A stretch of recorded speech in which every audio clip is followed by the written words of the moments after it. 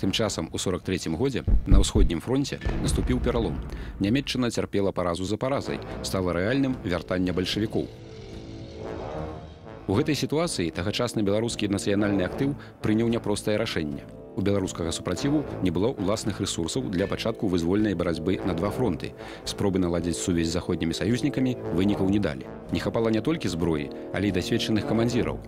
Таму, калі вясной 44-га немцы прапанавалі беларускім дзеячам, кіраўнікам Беларускай цэнтральнай рады і беларускай краёвай абароны паўдзельнічаць у арганізацыі канспірацыйнай сеткі антисавецкага супраціву, яны пагадзіліся. Нямецкія спецслужбы планавалі падрыхтаваць і пакінуць у тыле бальшавікоў вялізны дыверсійны фронт ад Балтыкі да Чорнага мора. Быў распрацаваны тайны план пад кодавай назвай «Либен Кетхен» – «Любімая котка». Пачалася падрыхтоўка людзей і матэрыяльна-тэхнічнай базы. Калі ў Латвіі канспірацыйная сетка атрымала назву «Лясныя коткі», ва ўкраіне «Стэпавы кот», на Смаленшчыне і Браншчыне «Дзікі кот», дык у Беларусі «Чорны кот». На яго кіраўніка беларускі нацыянальны актыў прапанаваў немцам таленавітага вайскоўца майора Міхала Вітушку. Вітушка Міхал, сын Апанаса.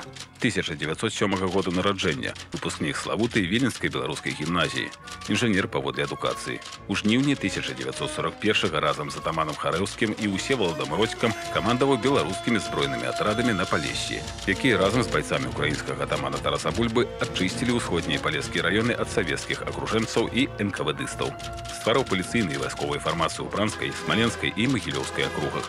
Удзельнік другога усебеларускага кангрэсу. Пасля заканчэння кангрэсу ў Менску Вітушка сустрэўся з паэткай і генеральным сакратаром рады БНР Ларысай Геніюш. У сваіх успамінах яна занатавала словы Міхала Вітушкі. «Я ненавіджу немцаў. Я і толькі беларус. Але нам трэба здабыць нашу зямлю для народу і трэба нам усё дзеля гэтага выкарыстаць».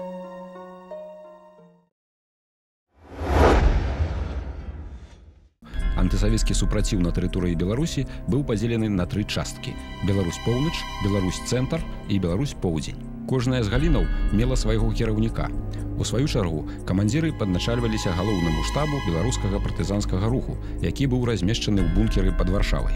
Усе гады партызанскага і канспірацыйнага змагання ім кіраваў Міхал Вітушка.